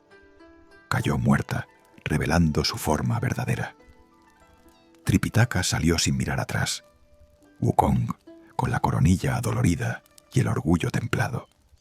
Antes de cruzar definitivamente la frontera, Wukong regresó a palacio, con el rescripto sellado y una reverencia honesta. «No vinimos a despreciar vuestro mundo», dijo. «Vinimos a pasar». La reina sostuvo la mirada de Tripitaka. Lo dejó ir con esa mezcla de decoro y dolor que hace grandes a algunos reyes. En la puerta, una consejera murmuró: «Majestad». «No es mío», respondió. «Es del camino». La columna avanzó rumbo al oeste. Tras ellos quedaba el fuego apagado y un reino de mujeres que enseña a elegir sin odio. Delante, rumores de un bandido que haría temblar la paciencia del monje. Y más extraño aún, el eco de dos risas iguales en una sola montaña. Wukong alzó la vista. En algún lugar, alguien copiaba su sombra con una perfección insoportable. Siguieron. El polvo del camino traía un rumor incómodo. En alguna montaña, dos risas iguales se respondían como espejos. Salieron de un bosque de bambú, y al doblar un peñasco apareció Wukong. Frente a Wukong. Misma cota de malla dorada, mismo casco de plumas, mismo bastón que latía. Hasta la cicatriz mínima en la ceja izquierda estaba donde debía. Baggy dio un salto. «Hermano, ya estás aquí. Y también aquí». «No soy Eco», dijo el recién llegado. «Ese es el impostor». «El impostor eres tú», respondió el otro, con la misma voz que una campana gemela. Los dos se miraron con furia limpia. Bastón contra bastón, nube contra nube. 72 transformaciones, respondiéndose con precisión de espejo. Lucharon hasta que el aire se volvió una red de líneas invisibles. Wu Jing contenía a Bajie para que no metiera la panza en medio del duelo. Tripitaka, con el corazón encogido, temía escoger mal. No hubo decisión. El impostor, si era impostor, conocía lo que el verdadero sabía y además adivinaba el gesto siguiente. Buscaron juez. Primero, las oficinas del cielo, generales, contables de estrellas, los 4 reyes celestiales. Todos vieron 2 Wukongs perfectos. Luego, el rey llama en el inframundo. Abrió sus libros, pasó páginas, arqueó cejas, nada. Subieron a la Ozi, olió a horno, preguntó por cicatrices, pidió una transformación difícil, ambos la hicieron idéntica. Llamaron a Erlang Shen. Su tercer ojo brilló, y lo que vio lo confundió más. 2 fuegos con la misma temperatura. «Nos queda quien ve sin mirar», dijo Erlang. «Buda». En el silencio de la montaña alta, el Buda posó la vista. No preguntó nada. Tendió la mano y los 2 monos se posaron en su palma, como 2 brasas inquietas. «Tú eres un Wukong», señaló al de la derecha. «Tú eres el macaco de 6 orejas». El impostor sonrió, y en la sonrisa se le notó por fin lo único que no podía copiar. Un desprecio que no nacía de travesura, sino de rencor antiguo. El Buda explicó sin solemnidad. Oye lo que otros piensan antes de pensarlo y roba forma para sembrar desorden. El macaco de 6 orejas lanzó su bastón. El verdadero lo devolvió en una flor de hierro. El Buda inclinó apenas la cabeza. Basta. El impostor perdió pie. Wukong lo miró sin odio, con la seriedad de un veredicto. Un golpe limpio, sin saña, y el ruido del hierro dictó silencio. No hubo celebración. Hubo alivio. La columna tenía de nuevo su base. Tripitaka miró a su guarda con gratitud que no necesitó palabras. Cuando bajaron de la montaña, el viento les olió igual que antes, pero el grupo caminaba distinto. Nadie dudaba ya de quién era quién. La senda se volvió hilo. Un perfume ligero, como fruta cortada, anticipó la trampa. 7 mujeres hermosas, ojos diurnos, sonrisa nocturna, les cerraron el paso con una amabilidad que era red. Eran las demonias araña, dueñas de una seda que sujetaba cuerpos y, peor, voluntades. «Viajeros», dijeron, «descansad en nuestra sombra. El sol muerde». Bajie ya estaba sentado cuando Wukong le dio un codazo. Tarde. Un hilo fino le ató el tobillo como un juramento. Tripitaka agradeció una taza de té. El asa, por detrás, era ya seda. Wu Jing intentó cortar con su cuchillo de río. La hebra se partió en 2. Y cada mitad se volvió cuerda. La risa de las 7 llenó la cueva como música peligrosa. Wukong sopló sobre un pelo de su brazo, y nacieron pequeños Wukongs que mordieron hilos y distrajeron manos. Mientras tanto, él se coló en el patio trasero convertido en avispa. Llegó a la sala de los vestidos. Colgado en lo alto, un abanico de cuchillas. En el suelo, un cántaro con agua de rocío que, decían, la seda respetaba. Tomó ambos. Volvió a su tamaño, giró el abanico como molino, cortó y lavó. La seda, tocada por el rocío, se volvió docilísima. Tripitaka salió, todavía con té en la garganta. Bajie resopló, medio ofendido por haber caído en una trampa tan bonita. Las demonias, furiosas, mostraron por fin su vientre verdadero, con dibujos de avispero. Atacaron.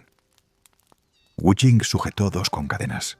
Bajie, a tridente corto, las acorraló contra la pared. Wukong remató con precisión, sin crueldad. 3 escaparon en hilo alto. Guan Yin no dejó que la sombra se repitiera.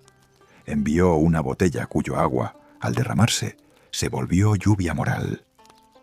Las fugitivas perdieron forma y se disolvieron en su propia trampa. El grupo volvió a ponerse en marcha, con el corazón latiendo más rápido que el paso. Tripitaka aprendió que la compasión no es ingenuidad, y Bajie que la sonrisa a veces muerde. A los días, un pueblo los recibió con flores y una petición. El rey llevaba años sin reír. En su palacio de madera fina, el monarca parecía estatua. A su lado, un ministro de ojos demasiado brillantes recomendaba rituarios que apestaban a superstición. Wukong olió a colmillo bajo el incienso. Por la noche, se deslizó por el patio. En la cámara real dormían 3 sombras superpuestas, una de tigre, otra de zorro, otra de humano seco de ambición. Bastón en alto, golpeó primero al zorro, la mentira, luego al tigre, el terror, por último al ministro, el humano que se había alquilado a ambos. El rey despertó con un grito que fue risa cortada. Al amanecer, reía de verdad. Les ofreció bolsas de seda. El monje aceptó agua y sellos para el camino, nada más. Subieron a un templo donde 2 grandes discos, oro y plata, brillaban en la sala principal. Abades pulcros, 10 novicios, incienso en su justa medida. Parecía refugio. No lo era. Los abades eran 2 demonios disfrazados, coleccionistas de mérito ajeno. Con cortesías los emborracharon de honores y prepararon un ritual para proteger el viaje, que en realidad pretendía atar al monje con compromisos que ninguno había contraído. Wukong fingió sueño, husmeó cocinas, abrió graneros, halló jaulas con instrumentos que no eran de música. El bastón habló sin poesía. Los discos de sol y luna rodaron por el suelo. De las túnicas saltaron un lobo y un jabalí. Bakie rió de sí mismo reflejado y con un giro de tridente los sacó del altar. Wu Jing hizo lo que mejor sabía: ordenar el caos, abrir la puerta y guiar al caballo. Salieron de madrugada. El monje se disculpó por no haber sospechado. Wukong encogió los hombros. Tu trabajo es confiar, el mío, ver.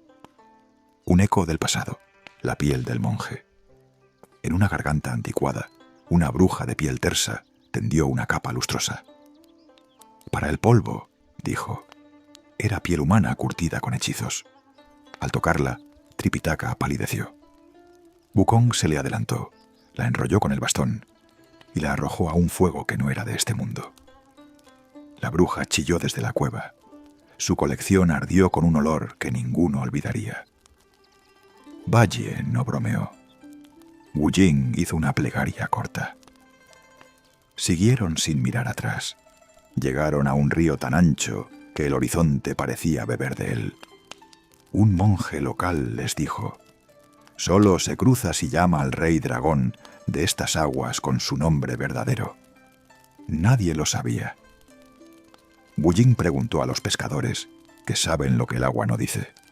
Aprendió un viejo canto. Wukong lo entonó con un ritmo que recordaba a martillo y ola. El dragón asomó, curioso y orgulloso. Vio al caballo dragón, inclinó la cabeza por saludo y, por antigua amistad, alzó una calzada de espuma endurecida. Pasaron. El dragón se deshizo de nuevo en agua. Más allá del río, el aire traía una risa que no era risa. El sonido de alguien que se complace en causar pequeñas humillaciones. Corrió el rumor de un señor de los cobres que exigía peajes de carne. Y detrás de ese nombre, un eco más profundo, el de un león dorado que hacía temblar templos. Wukong afiló la mirada.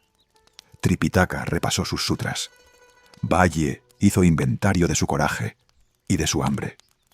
Wu Jing verificó cuerdas y nudos. Y siguieron, con el paso de quienes ya han aprendido que la compasión no está reñida con la astucia, y que el hierro solo sirve si defiende algo más que el orgullo. El polvo del camino traía un rumor incómodo.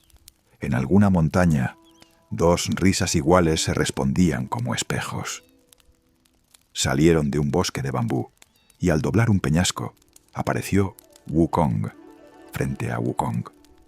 Misma cota de malla dorada, mismo casco de plumas, mismo bastón que latía. Hasta la cicatriz mínima en la ceja izquierda estaba donde debía. Bajie dio un salto.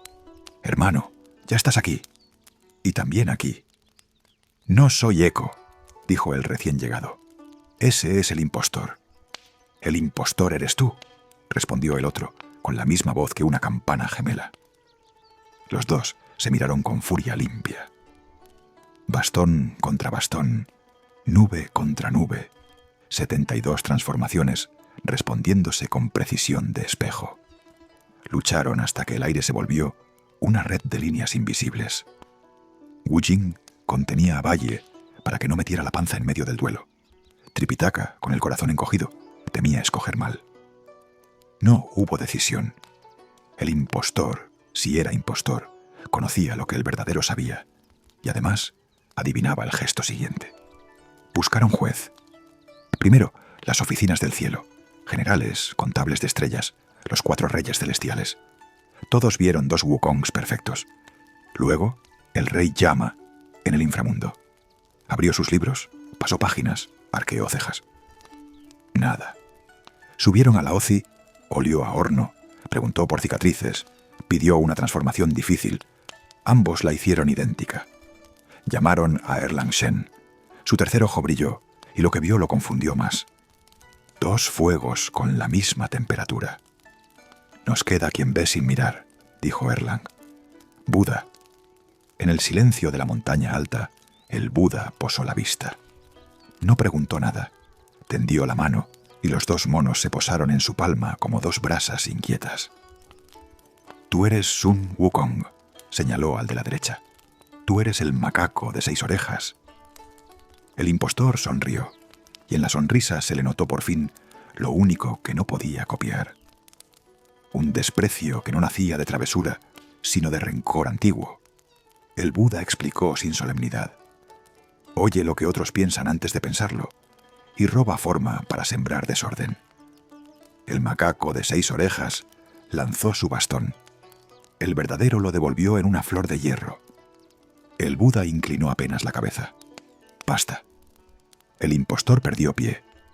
Wukong lo miró sin odio, con la seriedad de un veredicto. Un golpe limpio, sin saña, y el ruido del hierro dictó silencio. No hubo celebración. Hubo alivio.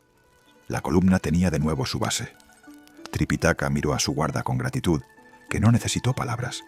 Cuando bajaron de la montaña, el viento les olió igual que antes, pero el grupo caminaba distinto. Nadie dudaba ya de quién era quién.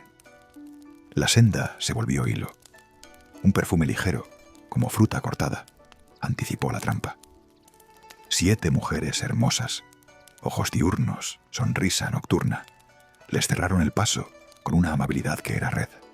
Eran las demonias araña, dueñas de una seda que sujetaba cuerpos y, peor, voluntades. «Viajeros», dijeron, «descansad en nuestra sombra, el sol muerde». Bajie ya estaba sentado cuando Wukong le dio un codazo. Tarde, un hilo fino le ató el tobillo como un juramento. Tripitaka agradeció una taza de té. El asa, por detrás, era ya seda. Wu Jing intentó cortar con su cuchillo de río. La hebra se partió en 2, y cada mitad se volvió cuerda. La risa de las 7 llenó la cueva como música peligrosa. Wukong sopló sobre un pelo de su brazo, y nacieron pequeños Wukongs que mordieron hilos y distrajeron manos. Mientras tanto, él se coló en el patio trasero convertido en avispa. Llegó a la sala de los vestidos. Colgado en lo alto, un abanico de cuchillas. En el suelo, un cántaro con agua de rocío que decían: la seda respetaba. Tomó ambos. Volvió a su tamaño. Giró el abanico como molino, cortó y lavó. La seda, tocada por el rocío, se volvió docilísima. Tripitaka salió, todavía con té en la garganta. Bajie resopló, medio ofendido por haber caído en una trampa tan bonita. Las demonias, furiosas, mostraron por fin su vientre verdadero, con dibujos de avispero. Atacaron. Wu Jing sujetó 2 con cadenas. Bajie, a tridente corto, las acorraló contra la pared. Wukong remató con precisión, sin crueldad. 3 escaparon en hilo alto. Wang Jin no dejó que la sombra se repitiera. Envió una botella cuyo agua, al derramarse, se volvió lluvia moral. Las fugitivas perdieron forma y se disolvieron en su propia trampa. El grupo volvió a ponerse en marcha, con el corazón latiendo más rápido que el paso. Tripitaka aprendió que la compasión no es ingenuidad, y Bajie que la sonrisa a veces muerde. A los días, un pueblo los recibió con flores y una petición. El rey llevaba años sin reír. En su palacio de madera fina, el monarca parecía estatua. A su lado, un ministro de ojos demasiado brillantes recomendaba rituarios que apestaban a superstición. Wukong olió a colmillo bajo el incienso.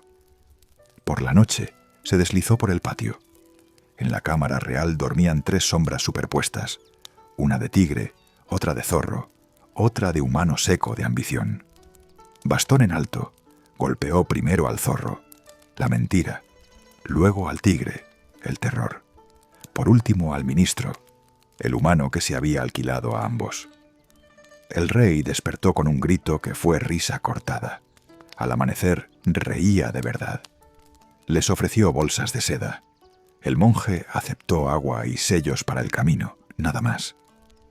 Subieron a un templo, donde 2 grandes discos, oro y plata, brillaban en la sala principal. Abades pulcros, 10 novicios, incienso en su justa medida. Parecía refugio. No lo era. Los abades eran 2 demonios disfrazados, coleccionistas de mérito ajeno. Con cortesías los emborracharon de honores y prepararon un ritual para proteger el viaje, que en realidad pretendía atar al monje con compromisos que ninguno había contraído. Wukong fingió sueño, husmeó cocinas, abrió graneros, halló jaulas con instrumentos que no eran de música. El bastón habló sin poesía. Los discos de sol y luna rodaron por el suelo. De las túnicas saltaron un lobo y un jabalí. Valle rió de sí mismo reflejado, y con un giro de tridente los sacó del altar. Wu Jing hizo lo que mejor sabía: ordenar el caos, abrir la puerta y guiar al caballo. Salieron de madrugada. El monje se disculpó por no haber sospechado. Wukong encogió los hombros. Tu trabajo es confiar, el mío, ver. Un eco del pasado, la piel del monje. En una garganta anticuada, una bruja de piel tersa tendió una capa lustrosa. Para el polvo, dijo. Era piel humana curtida con hechizos. Al tocarla, Tripitaka palideció. Wukong se le adelantó, la enrolló con el bastón y la arrojó a un fuego que no era de este mundo. La bruja chilló desde la cueva. Su colección ardió con un olor que ninguno olvidaría. Valle no bromeó. Wu Jing hizo una plegaria corta. Siguieron sin mirar atrás. Llegaron a un río tan ancho que el horizonte parecía beber de él. Un monje local les dijo: «Solo se cruza si llama al rey dragón de estas aguas con su nombre verdadero. Nadie lo sabía». Wu Jing preguntó a los pescadores, que saben lo que el agua no dice. Aprendió un viejo canto. Wukong lo entonó con un ritmo que recordaba a martillo y ola. El dragón asomó, curioso y orgulloso. Vio al caballo dragón. Inclinó la cabeza por saludo y por antigua amistad alzó una calzada de espuma endurecida. Pasaron. El dragón se deshizo de nuevo en agua. Más allá del río, el aire traía una risa que no era risa. El sonido de alguien que se complace en causar pequeñas humillaciones.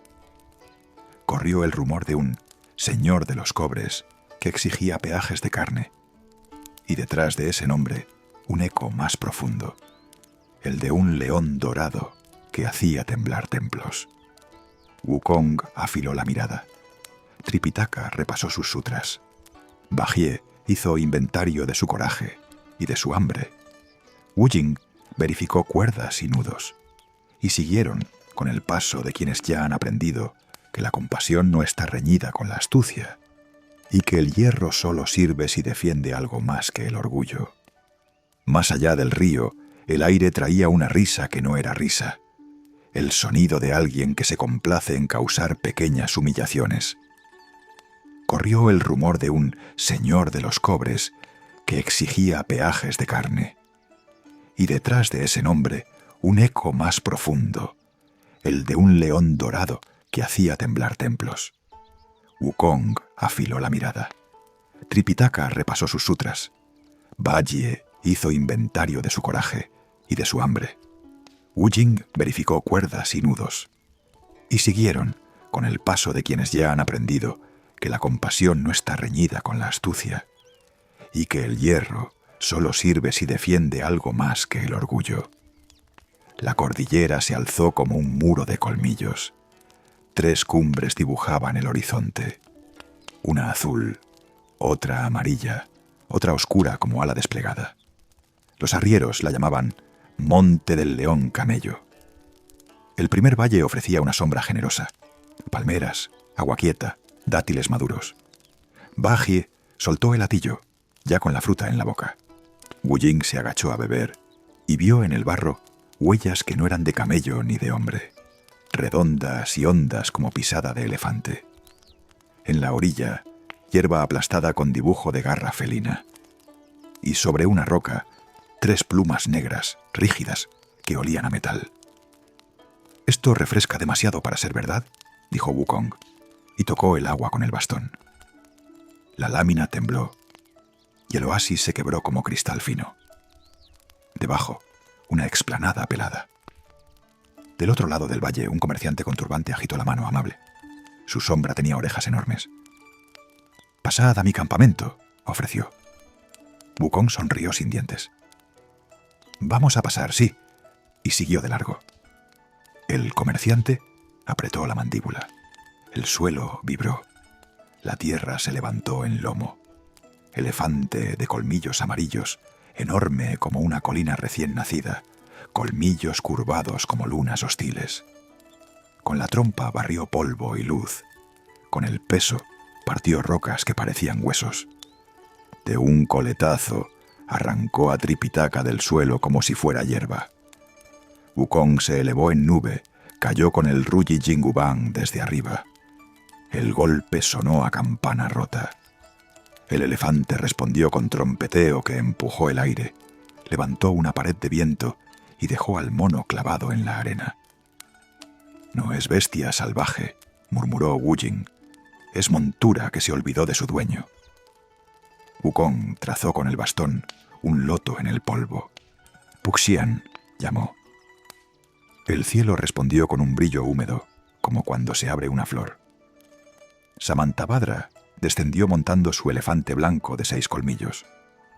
La compasión en su rostro no era blanda, era exacta. Miró al coloso amarillo con tristeza de maestro. «Te di fuerza para sostener», dijo, «no para presumir». Arrojó una guirnalda de loto que se volvió lazo de luz alrededor del cuello del rebelde. El elefante de colmillos amarillos se sacudió con furia. La arena tembló. Las palmeras imaginarias cayeron de nuevo, ya sin disfraz. Samantabhadra tensó apenas la mano. La guirnalda se cerró como memoria. El gigante se arrodilló. Tripitaka cayó al suelo, ileso, con la respiración atravesada. Wukong recuperó el bastón de un tirón. «Devuélvete a tu camino», ordenó Samantabhadra. El elefante bajó la cabeza, se deshizo en bruma obediente y subió tras su señor, pequeño como un remordimiento. Wukong inclinó la cabeza, sincero. «Gracias por venir rápido». «Gracias por llamar a tiempo», respondió el bodhisattva. «No todo se gana a golpes». La segunda cumbre olía a hierba caliente. Un rugido partió la tarde y la volvió nudo. Bagye se encogió sin vergüenza. Wu Jing clavó el pie buscando tierra firme.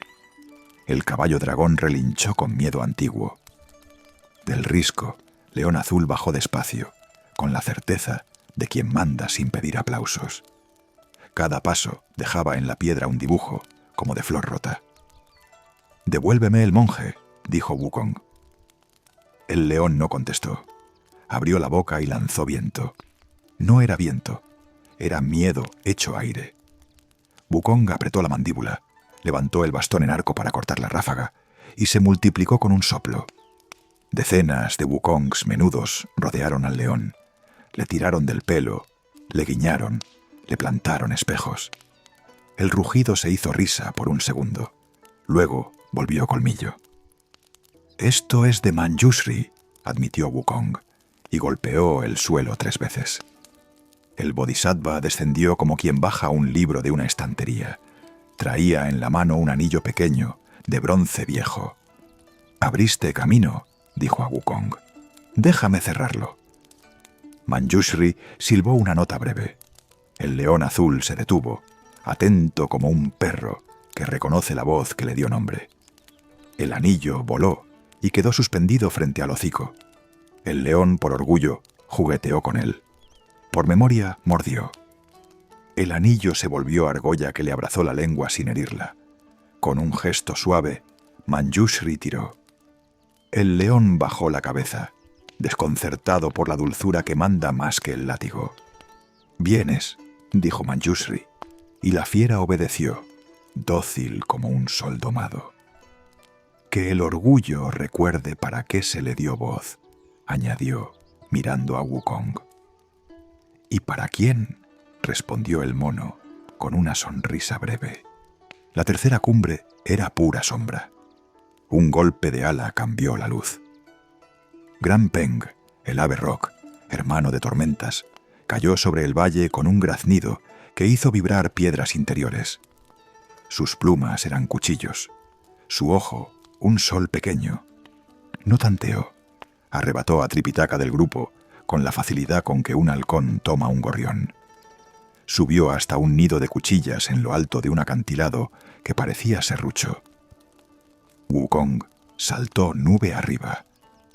El aire no le alcanzó. Gran Peng lo dejó atrás como a un insecto que quiere alcanzar un barco. El mono regresó, rabiando de impotencia. «No lo alcanzamos», dijo Wu Jing sin adornos. «No hay alas que compitan con esa hambre», admitió Wukong. «Hace falta mano». Se sentó, cruzó las piernas, bajó el bastón a la tierra, cerró los ojos, recordó la palma que un día fue horizonte. Respiró. Cuando habló, no gritó. Buda, no hubo trueno. Hubo presencia. En lo alto, junto al nido, un cuenco de mendicante, humilde, bruñido por manos y agua, apareció en el aire. Gran Peng batió alas. El cuenco se agrandó, no por magia escandalosa, sino por exactitud. Era, de pronto, cielo de barro. El ave, por primera vez, dudó. Picó el borde. El borde cedió hacia adentro. Se sintió dentro. No era cárcel, era límite. El Buda se hizo notar lo justo. «Hambre no es lo mismo que mérito», dijo. «Vuelas rápido, pero no sabes a dónde». Gran Peng golpeó con alas que podían derribar torres. El cuenco sonó a templo, y el sonido le entró por los huesos. La fuerza sin dirección se cansó. El ave plegó el cuello, no por derrota, sino por entendimiento. El cuenco se inclinó. Tripitaka salió, ileso, con la frente pálida y los ojos claros. Wukong subió en nube y lo recogió como se recoge agua en la mano. «Te devuelvo tu hambre», dijo el Buda al roc. «Úsala para guardar, no para tragar». Gran Peng tembló, pequeño por un instante, como un polluelo que oye su primer nombre. Luego dio un giro alto y desapareció hacia el este, sin rencor. El cuenco se volvió pequeño, común, y quedó un momento en el aire antes de desvanecerse. Wukong inclinó la cabeza, agradecido. No hubo sermón. No hacía falta. Bajie exhaló el aire que había guardado sin saber. Wu Jing se permitió una sonrisa que parecía luz de pozo. Quedó atrás el monte del león camello. La cordillera que hacía un día parecía escudo, ahora era puerta. La caravana descansó en un alto. El sol bajaba, y con él el ruido de la sangre. Tripitaka miró a sus discípulos con una gratitud que no sabía volverse palabras.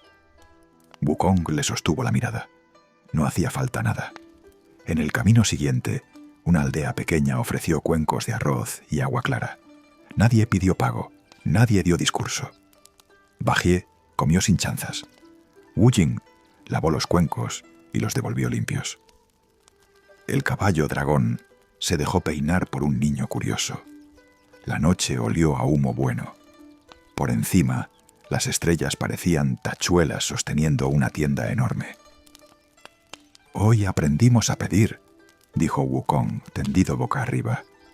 «A saber cuándo es de otros el golpe justo». «Aprendimos a esperar», añadió Wu Jing. «Aprendimos a no echar sal a mi sopa cuando estoy mirando», terció Bajie, y la risa los igualó a todos. Tripitaka recitó en voz baja. Ningún dios necesitaba escuchar. Era para el camino. La cordillera quedó atrás como un libro ya leído. En el llano encendimos un fuego pequeño. Tripitaka recitó en voz baja. Las sílabas se acomodaron en la noche como piedras en un río. Wukong dejó el Ruyi Jingubang apoyado junto a él, quieto, por primera vez en mucho. La diadema no apretaba. Bastaba con recordar. Bajie comió sin chanzas y soltó una risa de pan recién hecho. Wu Jing ordenó cuencos y capas, con esa calma que endereza el mundo. El caballo dragón durmió de pie, soñando quizá con nubes. El cielo estaba limpio y las estrellas parecían cosidas una a una. En ese silencio que no pesa, aprendimos lo que un día cuesta comprender. La fuerza vale si obedece a un propósito. La compasión sirve si no se ciega. El camino se hace con pasos y con ojos abiertos. Hoy atravesamos fuego, orgullo y altura. Hoy también supimos pedir ayuda. Eso, más que cualquier golpe, nos trajo hasta aquí. Si has llegado hasta este lugar de la noche, gracias por caminar con nosotros. Que el eco de estas escenas, el ala del rock, el rugido del león azul, la flor de luz de Samantabhadra, te acompañe un rato más cuando apagues la luz. Y si este relato de mitología china te ha arropado bien, te invito a suscribirte, dejar tu like y activar la campana. Así volveremos a encontrarnos, sin buscarnos, cuando el camino siga. Descansa. Mañana habrá polvo nuevo en los pies y la misma promesa en el horizonte.